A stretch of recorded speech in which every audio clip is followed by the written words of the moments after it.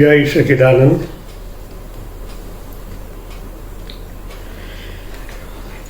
ईश्वर का जो भाव है उसे ऐश्वर्य कहते हैं।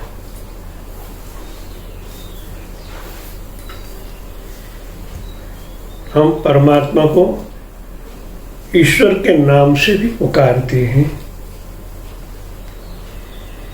क्योंकि इनके पीछे हमारी ही महत्वाकांक्षा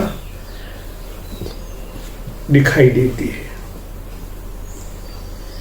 परमात्मा निराकार ब्रह्म है और हमारे मन के अंदर एक भाव है, हमें कुछ मांगना चाहते हैं, भगवान से कुछ प्रार्थना, कुछ मांगना चाहते हैं, क्योंकि मन से होता है। इसलिए हम परमात्मा नहीं कहते, उनको ईश्वर कहते हैं।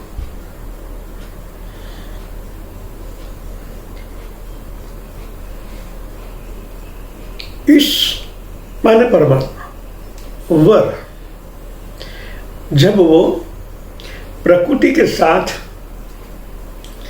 जुड़े हुए होते हैं उनको ईश्वर कहा जाता है। 6 प्रकार की ऐश्वर्यता ईश्वर में है, इसलिए हम उनको ईश्वर नाम से पुकारते हैं। ईश्वर में सदकर्तव्य शक्ति और सदकर्तृत्व का ज्ञान विद्यमान रहता है, सदकर्तृत्व का ज्ञान रहता है। एक बात यहाँ ऐसा कहा गया, ईश्वर में सदकर्तव्य शक्ति है। इनका मतलब परमात्मा जब प्रकृति से जुड़ते हैं तो प्रकृति को चलाते हैं, अपने ही सनातन अंश के लिए एक आनंद ऐश्वर्य का प्रदान करना चाहते हैं, तो कर्तव्य कुछ तरंग निर्मित होती है उनका संकल्प से। तो सदकर्तव्य और सर्वकर्तृत्व, इसमें इतना ही फर्क है। जब साधक योगी ऐश्वर्य संपन्न होता है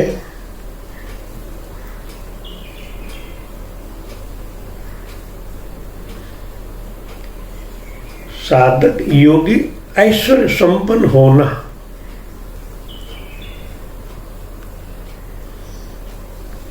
परमात्मा का जो ऐश्वर्य इस ब्रह्मांड में फैला हुआ है,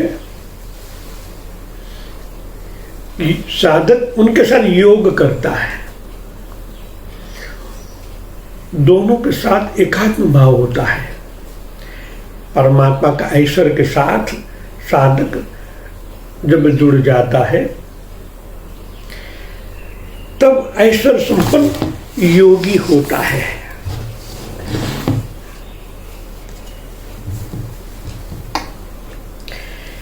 तब मैं सब कुछ कर सकता हूं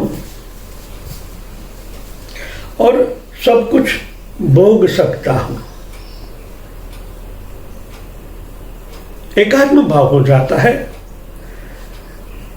एक अवस्था पर पहुंच जाता है, खुद का प्रकाश परमात्मा के प्रकाश के साथ एक हो जाता है और द्वैत की भावना जब साकार होती है, मैं और आपके अंदर कोई अंतर नहीं रहता है, तब मैं सब कुछ कर सकता हूं, मेरे से ही ये सब हो रहा है, ये अनुभूति होने लगती है।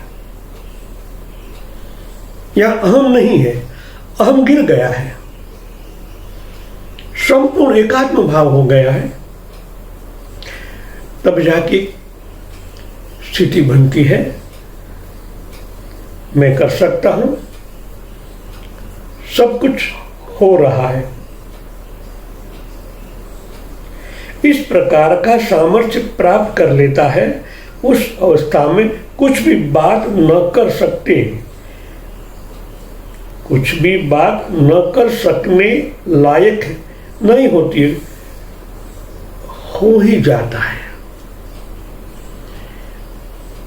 मन नहीं है ना, एकात्म भाव हो जाता है,